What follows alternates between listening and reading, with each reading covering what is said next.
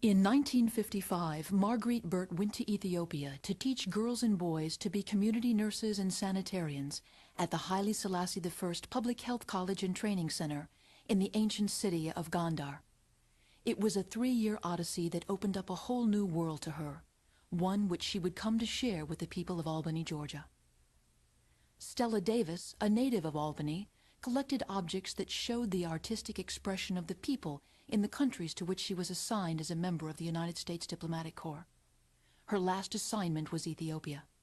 While in Africa, she said, I found objects of unexpected quality in village markets and at festivals and ceremonies, and in the day-to-day life of the people. These remarkable women donated their photographic records and collections of Ethiopian art to the Albany Museum of Art to bring into the light the heritage of what Burt called a generous, sharing people.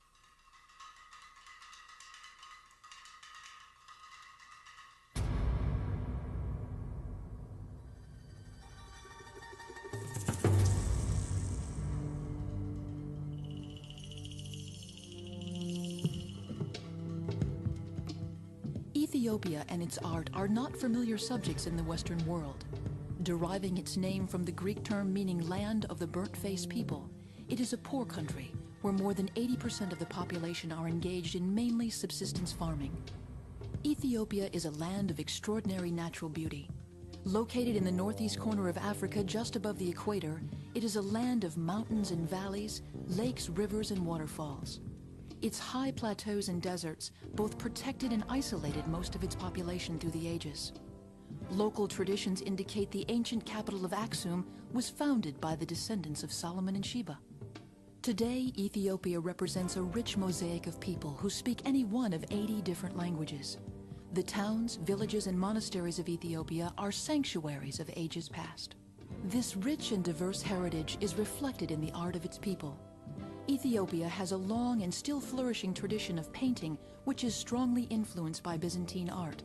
Also, skilled craftsmen provide objects of beauty and utility for every aspect of daily life.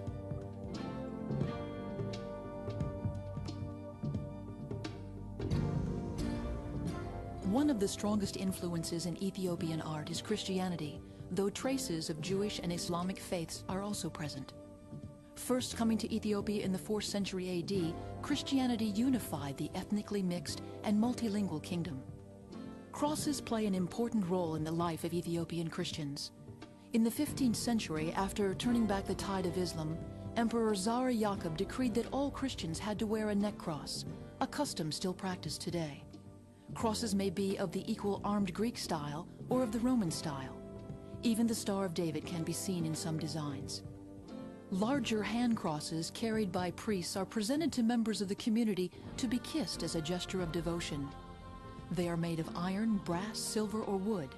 At the base is a rectangular plate that may have a prayer, blessing, or icon inscribed on its surface. Traditionally, silver and brass crosses were cast using the lost wax method. A wax model is made and covered in clay. The hot metal is poured into the clay mold, replacing the wax. Since the clay mold must be destroyed to retrieve the new metal object, each piece is unique. Since the 19th century, much of the metal that has been used to produce these crosses has come from melted silver Maria Theresa Thaler coins from Austria that served as standard currency of Ethiopia until the first part of the 20th century. The burning of incense, drawing from both Hebrew and Christian practices, has always been an integral part of the worship service.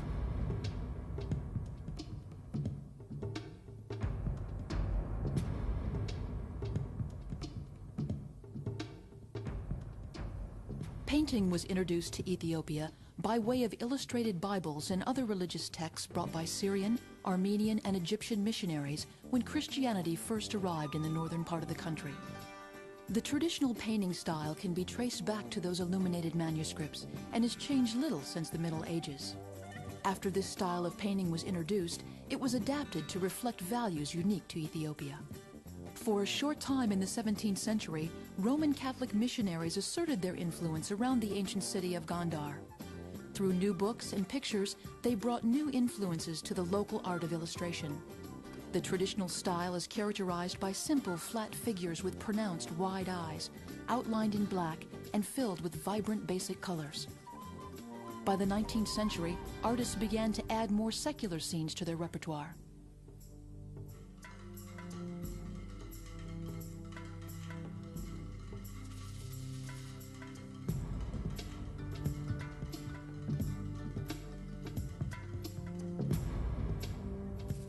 Each region of Ethiopia can lay claim to a distinctive form of jewelry based on materials used and their aesthetic value. In the Central Highlands, silver is preferred. However, brass, a less expensive metal, is also used. In the southern and western regions can be found ornaments and amulets of ivory. In the Islamic eastern provinces, silver and amber are used in tandem to produce beautiful jewelry. Ethiopian goldsmiths and silversmiths are renowned for their craftsmanship of their filigree and mounting twisted wires on flat strip metal. Ear picks produced by these smiths are often used as necklace pendants by women or worn like watch fobs at the waists of men.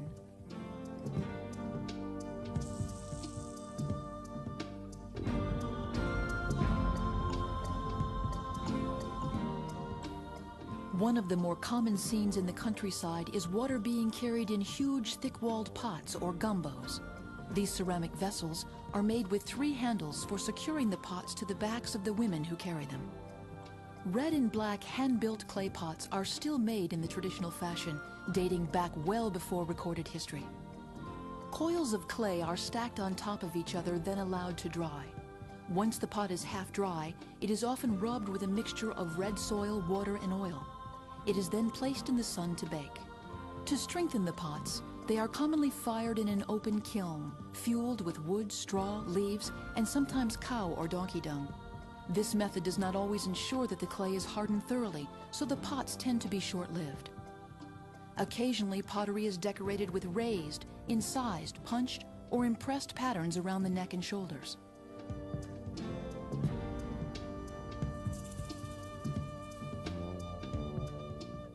Craftsmen use ancient techniques to produce strong and functional furniture in a uniquely Ethiopian style. Typical are wooden headrests carved from local soft wood. They are designed to support the head just below the ear when a person is lying on one side. The Jimma area in southwestern Ethiopia is known for its carved stools and chairs. An adze and a sharp knife are the basic tools used to create elaborate carvings. Each stool or chair is cut from a single piece of wood. The ancient kings of Jimma ruled from such chairs.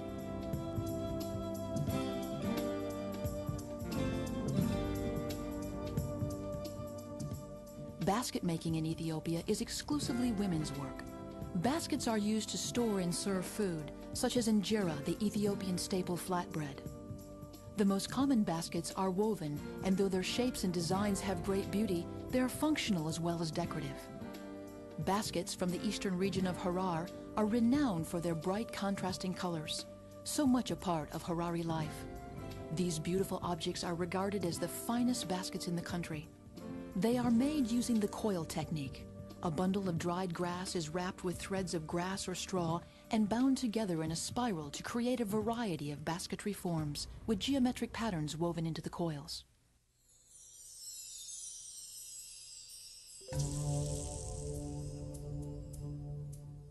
Spinning cotton and wool for cloth is still a common chore found in households across the country. Using a common pit loom, weavers can produce about 5 yards of cloth a day.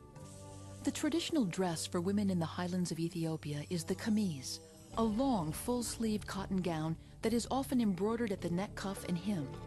The cotton cloth for the kameez is spun to a gossamer thinness. The designs that adorn the kameez are often distinctive to a particular area, such as the cross motif from the highland area. Over the kameez goes a shama, a light cotton shawl. The shama usually has a border that matches the trimming on the dress. The shama is gracefully draped over the head and shoulders. Like many African nations, Ethiopia is faced with the challenge of maintaining her rich and varied cultural heritage while becoming an active member of a global society. A past that is filled with rich tradition and beauty, which is now coming to light. It is a universal light that shines from the creative spirit of its people.